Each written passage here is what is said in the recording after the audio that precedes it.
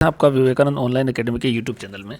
साथियों, मैंने जो है राजस्थान स्कूल शिक्षा परिषद से एक आरटीई लगाई थी और एक सूचना मांगी थी इनसे कि मुझे ये सूचना प्रोवाइड करवाएं, क्योंकि सूचना भी है वो हज़ारों स्टूडेंट और हज़ारों बेरोजगारों से जुड़ी हुई थी।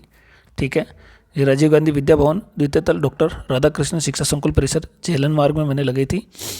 डेट वगैरह कुछ नहीं है, ये मेरा आरटीआई नंबर है। सूचना का अधिकार अधिनियम 2005 का जो बना रखा है उसके अंतर्गत मैंने सूचना मांगी थी।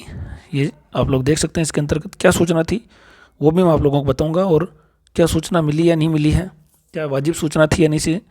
यूओ नोट, सूचना का अधिकार अधिनियम 2005 के तहत सूचना उपलब्ध कराने के संबंध में आरटीआई शाखा का यूओ नोट क्रमांक ये है, दिनांक है 1 सितंबर 2025। 1 सितंबर 2025 का कुछ समझ में नहीं आया।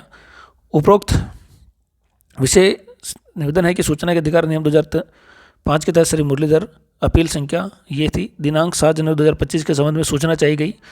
उक्त क्रम में व्यावसायिक शिक्षा प्रकोष्ठ से संबंधित प्रश्नवार बिंदुवार सूचना पत्र के साथ संलग्न कर अग्रिम कार्यवाही हेतु प्रेषित है। अब साथियों, आरटीआई में मैंने सूचना लगाई थी व्यावसायिक शिक्षा से संबंधित।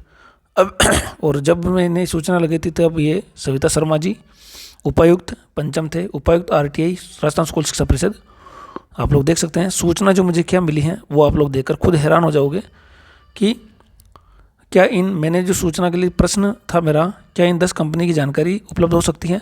ऑफिशियल पता, एचआर संपर्क नंबर 2903 वित्तीय भर्ती की जिम्मेदारी है इनके पास, इसलिए ये जानकारी उपलब्ध करवाने की कृपा करें। अब इनका जो प्रत्युत्तर था, सूचना प्रश्नात्मक होने के कारण अब जवाब अदेय है।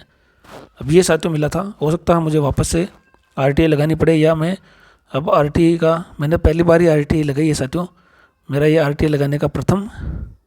तो अब बताइए इसमें मेरी गलती है या प्रत्युत्तर देने की गलती, क्योंकि मेरा जो प्रश्न था साथियों साफ समझ में आ रहा था कि राजस्थान के अंतर्गत व्यावसायिक शिक्षा चल रही है, उसमें वोकेशनल टीचर की हायरिंग हो रही है, रिक्रूटमेंट हो रहा है। तो वो 10 कंपनीज़ हैं, उन 10 कंपनीज़ का एचआर नंबर और उसके ऑफिस का एड्रेस चाहिए था, ताकि बच्चे आसानी से उनके ऑफिस पहुंचकर इंटरव्यू वगैरह दे सके, डॉक्यूमेंट्स वेरीफाई करवा सके। लेकिन इन्होंने तो जवाबी गोलमाल दे दिया साथियों, इनको उत्तर नहीं देना था। अब आप मुझे कमेंट करके बताएं कि क्या है सही तरीका, और आरटीआई में क्या मैंने जो आरटीआई में प्रश्न पूछा था क्या ये गलत है या नहीं है। आप एक बार ज़रूर साथियों मुझे जो है सुझाव देकर कमेंट में बताएं कि क्या गलत किया है मैंने या सही है। आगे भी हमारे प्रयास जो हैं बेरोजगार हितों में जारी रहेंगे। बहुत बहुत धन्यवाद।